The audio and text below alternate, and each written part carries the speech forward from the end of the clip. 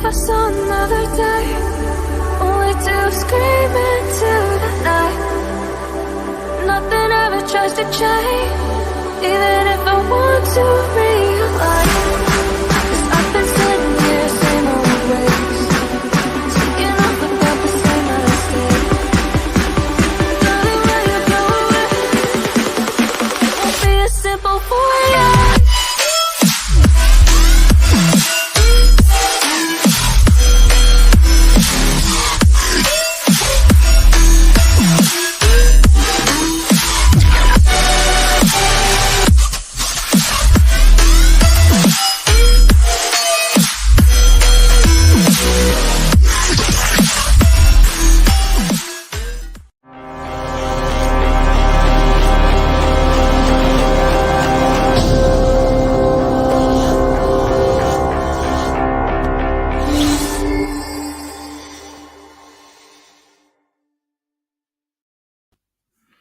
Yo, guys, Old Man G here, back again with another, I guess, live stream for Red Devil Studio. Now, this is obviously a bit late. Casemiro obviously was announced as a player for Manchester United, but with the Southampton game being a 12:30 kickoff and the match preview happening sooner, I thought what I would do is I would combine the two by giving my own personal thoughts on the Casemiro signing to Manchester United and what actually that might mean for Manchester United going forward. But remember, guys, if you are new to the channel, to like, share, and subscribe to Red Devil Studio. Follow us on Twitter, United X, smash the notification button for latest United news and more. So thank you for everyone who's been giving the support so far. I really, really appreciate it. And like I said, as soon as it's over, for those of people who will be watching this, it'll be a live redirect. So it'll be redirected straight to the Southampton match preview, in which case we'll be breaking down things and stuff like that. So thanks. I don't usually do these shows early, but I just thought the best way. I thought it'd be interesting to see if I can. I'm kind of trying to figure out the best way when it comes to viewership in terms of the timing at certain things. So, for example, is it best that I do these types of things as late evening shows because that seems quite consistent? 9:30, 10 o'clock. Is that how we go about things, or do we do things like? Especially when it comes to match previews before games. So we'll see what happens. Anyway, though, welcome to Manchester United Casemiro, man. Yeah, I think this is certainly one of the signings that I think for a lot of United fans really came out of the blue. It just didn't really seem like it was real, especially considering that Manchester United would have been desperately looking for a defensive midfielder. Like it was last season, we definitely need it. This season, we definitely needed it. I think for a lot of people, it was like, this is the priority of the position we need. We need a defensive midfielder. Probably we need even two midfielders, given the fact that we lost Pogba and Matic, and Matic was the DM there. So the fact that United was so gung-ho on Frankie de Jong, even though Frankie de Jong isn't really a defensive midfielder, and if you're going to get Frankie de Jong, most likely not, he's going to be playing in the double pivot. Was interesting for a lot of Manchester United fans. And the amount of time that United have spent basically finding, Frankie de Jong is insane. It's insane. Bafta, shout out to Bafta. Your multitasking is impressive. You get better at it when you run a YouTube channel by yourself, man. You do. Cass is a good step forward. Yeah, and so like. The way that I kind of almost see it is that this is the sign that United should have gone for at the beginning of the window. I can see. I still, and it'd be interesting to know in the future, like the background of like why Manchester United spent so much time and effort trying to convince Frankie de Jong to come to Manchester United. I genuinely am curious as to why United spent so much time and hasn't so much time on him and Anthony. I get the players don't want to play, but surely. I haven't seen this with any other coach that came in, not Oli, not Mourinho, not anyone, where a club spends so much energy trying to convince a player to come, a player whom we don't necessarily know wants to even come. I could only think that the reason why was because Ten Hag had a call with Frankie de Jong and genuinely believed that he wanted to. He had a phone conversation. I was like, yes, we definitely want to come. That's literally the only thing that I can think of as to why we would continue to persist with this deal. Because other than that, I don't really understand why United would want to persist with this deal. I don't get it. I really don't get it. But putting that aside, at the end of the day, all of that led to the push to sign, obviously, this player to my right, Casemiro, who, I mean, needs no introduction. This guy has won so many Champions Leagues. He's obviously won a few league titles for Manchester United as well. Apart from maybe I should have done this as a premiere and recorded it beforehand. No, it's fine. I love interactive comments. It's okay. But yeah, he's a good destroyer of the ball. I mean, I'm curious to see how he will, because of the way that Ten Hag wants to play, I'm interested to see how he'll fit in that system. But we did see against Liverpool, and I did say one of my issues with Ten Hag is that he might be stubborn. But what we did see against Liverpool was that this is a guy who can at least somewhat adapt. And that's actually very, very important because we needed someone who can adapt, and it looks like Ten Hag can adapt. So I'm actually quite happy about that. Bath time, I think Arnold and Mutt have been done over a bit by Ten Hag. Yeah, I mean, this is the thing. Obviously, I'm still with the Glazers out and everything like that. I still very much am, so that hasn't changed. It hasn't, because I think that their mismanagement of Man United has been absolutely atrocious over the last more than a decade right now. However, what I would say in their defense, and I've said at the start, is that Ten Hag wanted certain targets, and I can't remember a single manager where they've gone above and beyond to try and get these targets. They didn't do it with Ollie. Ollie wanted Haaland, and he wanted. When people forget, Ollie wanted to sign Haaland and Jude Bellingham. He did. So amongst other signings as well. So. And just imagine if United had spent as much energy and effort to get Haaland and Jude Bellingham as they did now. You don't know, So just bear that in mind. And I'm still not 100% sure that Ollie actually wanted Ronaldo to come into the team personally. So the energy that Murta and Ten Hag have gone to get for getting it, it's just weird. And now we're in a situation where we're going for second, third, fourth, maybe choice, throwing out the plan. So yeah, I can see that. I can see that. One thing is Cass ain't the best technically speaking on the ball. Yeah, exactly. And this is where a lot of people, and we'll probably talk about it in the Southampton review of how does Ten Hag set up, because Fred isn't good technically on the ball either. So are you going to have? It'd have been great if you had a midfield of Casemiro, Frankie de Jong, and Pogba. That would have been insane. That would have been an insane midfield. We don't have that right now. So Casemiro's limitations could potentially be exposed, because Casemiro and Fred play good for Brazil, but they aren't both technically good on the ball, and that might be a problem. But though they are tenacious. The De Jong deal has been a farce. The Anthony deal is embarrassing. Yeah. I don't know how we spend so much energy on that when we were able to sign Casemiro in such a short period of time. When a player wants to come, they'll make it easy. That's the simple lesson of the transfer window. When a player wants to come to a club, they will make it easy for you. It's as simple as that. It's not rocket science. It's not. They'll make it easy for you. They will. It's as simple as that.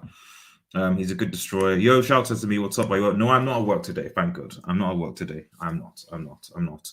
So that's why I'll be able to actually do a match preview, which stay tuned. So I said, for those who have just tuned in, when this stream finishes, you'll be live redirected over to the match preview on the other side. We'll be breaking down how United will face against Southampton and a 12:30 kickoff.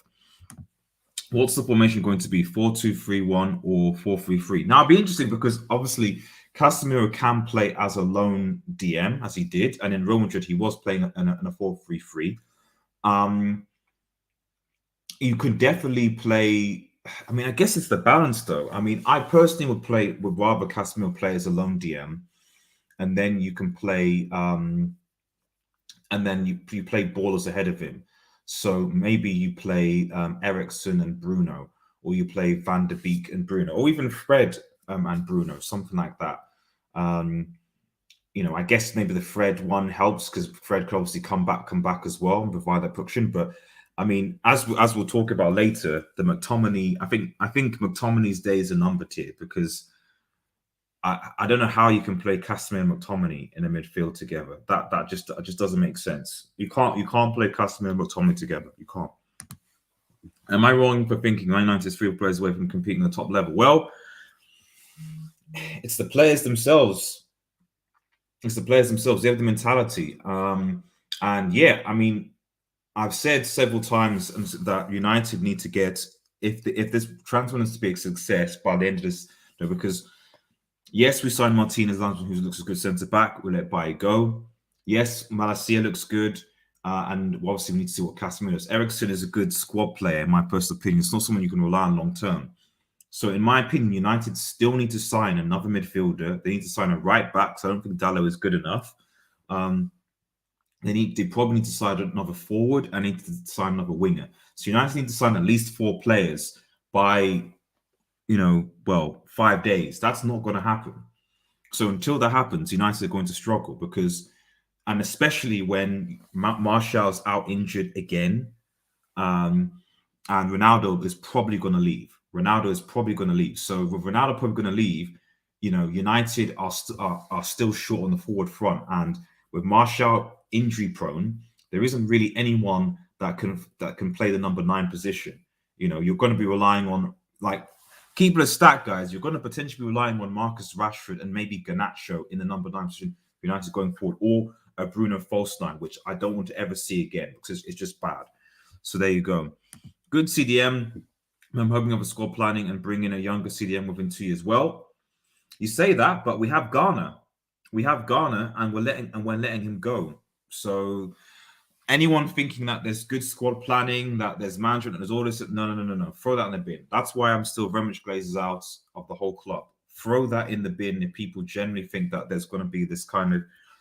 As soon as Ralph left, any thought idea of good squad planning left the window. It just disappeared, gone. Finito. Doesn't exist anymore. So James Garner, for example, for me, should have been someone that should have been, as part of the youth to develop that. I know whether Ten Hag wants him to go, I don't know, but it's tetchy in my opinion. Awesome Liverpool fan again. I was trying to hide smoke behind me. Going to be fair from now on. Chainsaw, it's okay. It's okay, Chainsaw. Don't you worry, Chainsaw. Don't you worry. I don't know whether that's because Liverpool are signing a midfielder. So I don't know whether that's your thing, because Liverpool signing a midfielder. You're like, yeah, I'm a Liverpool fan again. Ollie actually wanted Jude when he was still 16 from the Championship. Exactly. But, and this is what I'm saying. They didn't go all out. They didn't actually go all out for this guy. So, but they're going all out for Ten Hag, which is what they should do. I'm not saying they shouldn't do it, but it's just odd for me that they didn't do this with Ollie, with Jose, or with Ollie to a certain extent. Maybe they did with Van Gaal to a certain extent, but last two, not really. It's just strange, and to the extent that you're chasing a player that you don't necessarily want to come. I really, hopefully they do an all or nothing Manchester United, because I really would love to know. I really would love to know what has gone on behind the scenes, and why we're linked with this guy. Why we're linked with this guy who doesn't want to come, clearly. And we don't have Champions League football, so that was always good. Fred didn't turn bad on the ball. Yeah, I mean he's I wouldn't say he's technically gifted. I think it's just that he's not particularly press resistant. I don't think we will see more than 25 to 30 minutes of Casemiro today. Yeah.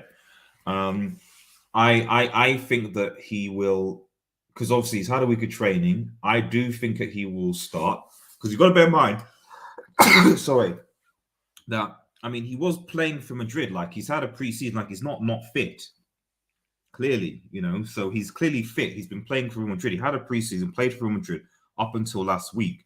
So he doesn't need to get his fitness levels back. He just needs to obviously train. So I think he probably will start. Is my hunch. How Ten Hag will play and how the formation will go remains to be seen. But I'll keep that for the preview coming up soon.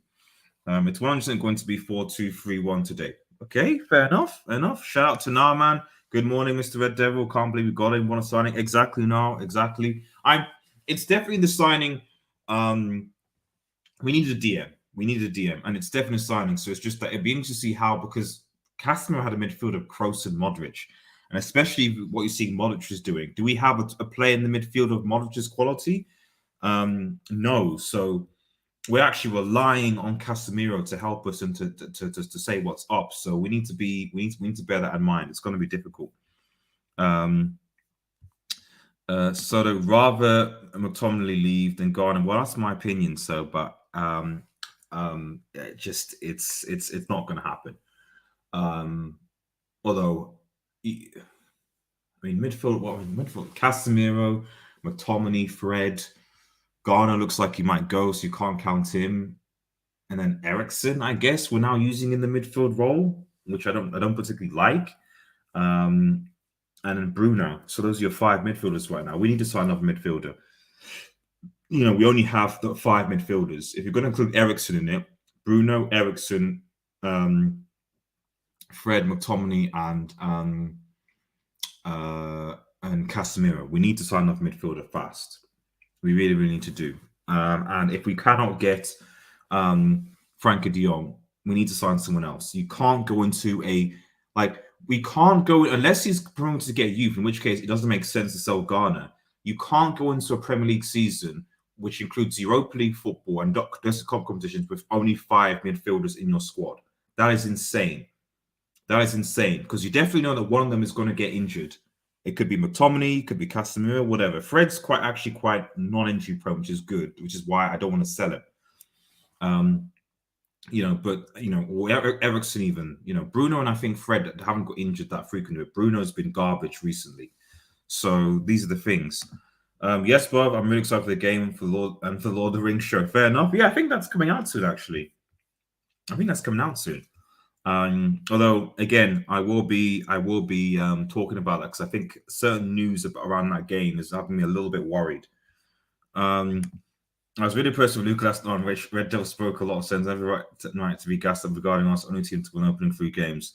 I would relax on Arsenal, man. I'd relax on Arsenal. So yes, they are playing well, but I said last season, and when people were bouncing Arsenal, that they lost their 3 games a lot of time because they had a lot of their players injured.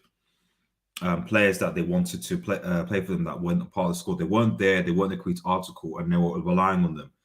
And of course, they eventually turned it around. So the issue with Arsenal is not so much the squad. They've got a good squad, certainly a good squad to compete with top 4. That's not a problem. Potentially even a title if they all click. The issue is just how fit can they be. That's basically the thing. But Gabriel Jesus is a good, but I think Gabriel Jesus is now injured, if I recall. I think Jesus is injured. I think he is. I think he's injured.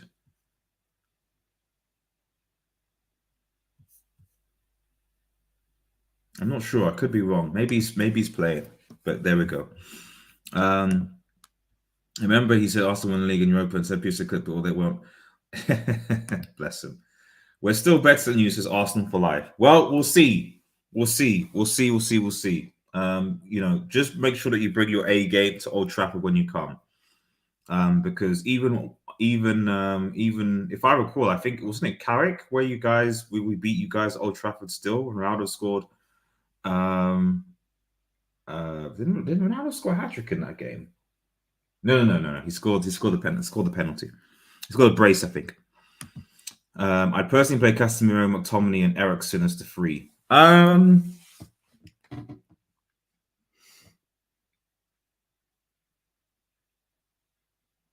It could work. It could definitely work.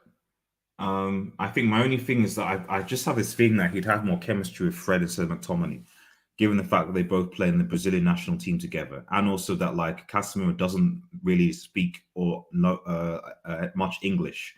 So for me, that's why I always say when a players come to squad, especially if English isn't their first language, is that it's always best to play them with someone who they can communicate, because communication in a game is key. Communication is very, very key. And in a game, if a player doesn't like just wants to know extra language, it's always best to play them close to or similar with a player that can speak their own language, so they can communicate to other players. Fred has been in a good while, so Fred can speak, so he'll be able to communicate to the players around him. So, but if you have like a midfield of Casemiro, Fred, and Bruno, they all speak Portuguese, they all understand each other, they will be able to communicate, and so I think they'll be more coherent. Then, of course, when he settles, you can throw McTominay and stuff like that as well. But I think I think for the first few games, in my opinion, it makes a lot more sense to playing with someone who will be able to communicate with naturally, so you can know where he's going, especially if he's played with him before. It'd be a different story if he'd been here during pre-season, but I think if you're now going to throw him into a game, that's what I would do, in my personal opinion. Bigger Bone on chat. Remember to live, and yeah, exactly. Shout to Red Marvel. Me and Chainsaw would run that channel, and there's a nice show, which I'll share on the panel tonight, previewing, which is the decline of the MCU. Is it the MCU declining? So make sure you into that. I expect him to start. Says Zach. How successful do people think that Casemiro will be at Manchester United? Let me know your thoughts as we're about to round up this show. He's had a day of training with United ideas. That's not enough time for an away debut with set pieces. That's fair. That's fair. Will he? But the only thing is that it's Southampton, and Southampton.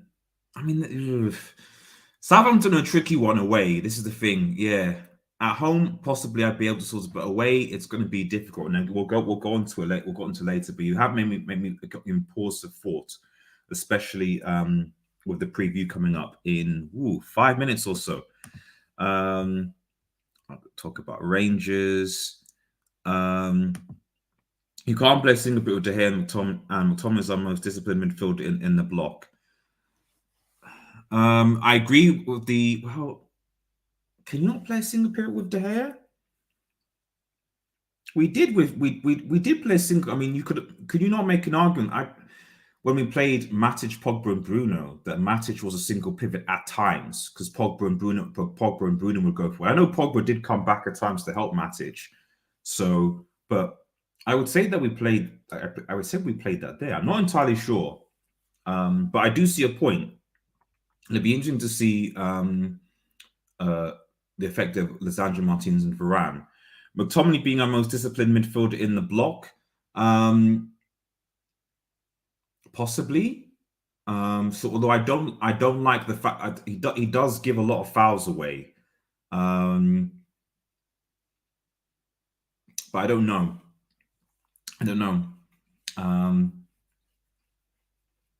So yeah, it's an interesting one. I've got to see, I guess. Honestly, if I see McTominay starting then it'll be a hard game to watch. No, I actually think if McTominay played with Casemiro, I actually think he would benefit because I actually prefer McTominay going forward in the first instance. My issue really is just a matter of communication, and I just think that, like I say, as a general thing, like Casemiro has already said several times that like he's learning English, like communication. Because the thing about us fans that we don't actually, and when the COVID happened, and when they didn't have any people saying, you could actually hear what the players were saying in the stadium. You could hear them. So you could tell who was communicating and who wasn't. So actually David De Gea actually communicates a lot more than people think. It's just that you can't hear it because of the stadium noise and the commentators, but when you actually hear what the players are saying, you can hear who communicates or not. Players are shouting and talking to each other. You just can't hear that when you're watching football. And so I just think that from a communication standpoint, which is key in any team sport, it's better to have someone that you can actually speak to when you go track back, run here, move there. It's like, I can't speak English, I can't, tell, So I think for me that's very, very important, very, very important. Yeah, they treat Saliba badly, man. You'll see him in the starting 11 a lot, Zach. Yeah, he will be. Southampton's biggest threat is set pieces, and that is true. That's why I think now I'm thinking more and more. I think that McTominay will probably play. Because here, once it will probably play, and Shea Adams is in good form. That's good. It was a double pivot in the build-up with Pogba, Matic, Herrera, Bruno. Yeah, I agree.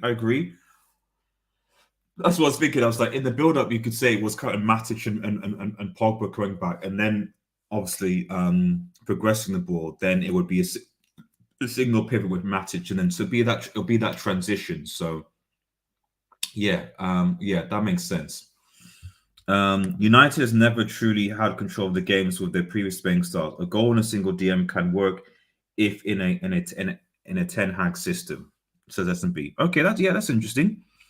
What's the score, lads? We're gonna go straight to that preview in a second. Actually, we're gonna go because I think when I was talking about the Southampton game. So, but I'll just wrap up this because we're gonna literally go swapping over to the preview in two seconds from here. But I just hope that Casemiro is a success at Manchester United because United have made a lot of signings recently. Some have been a hit, some have been a dud, and I really, really hope that we don't have another player come to United on high wages who ends up flopping, and I hope that he doesn't, but actually improves this team. United definitely need to sign another midfielder. Absolutely, they do. They absolutely need to. Whether they will or not remains to be seen, because I still think 5 midfielders going into this season is a disgrace. We can't. And as a result, as people rightly said, you are probably going to see a midfield of Casemiro or McTominay, Casemiro or Fred, with Bruno or Eriksen involved. Or we might be rotating. We'll see.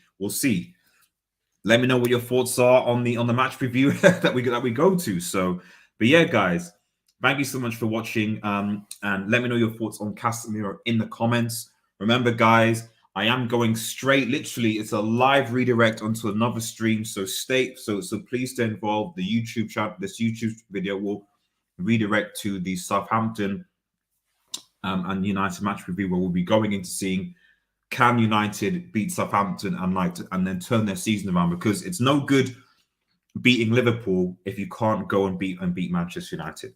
So see you guys in a bit. See you in part 2.